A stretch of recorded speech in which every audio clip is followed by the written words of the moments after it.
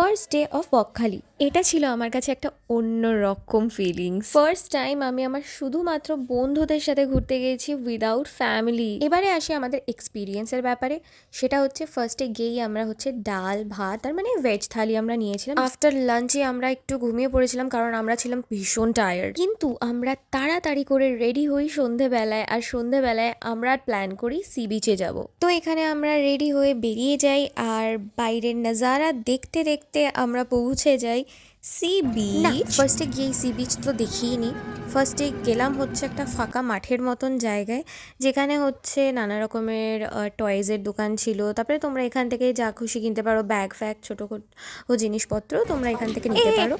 কিন্তু এখানে আমি শুটকি মাছের গন্ধ পাচ্ছিলাম। বুঝতেই পেরেছিলাম এখানে অনেক মাছ ফাছের তো ব্যাপার থাকবেই, কিন্তু একটা অদ্ভুত শুটকি মাছের গন্ধ। তখন আমার কাছে কোনো আইডিয়া ছিল না, কারণ এখানে আমি খুব আপসেট হয়ে গেছিলাম, কারণ আমি তো এখানে সমুদ্রই দেখতে পেলাম না। ওটা অনেকটা যেতে হতো, তারপরে দেখতে পারতাম।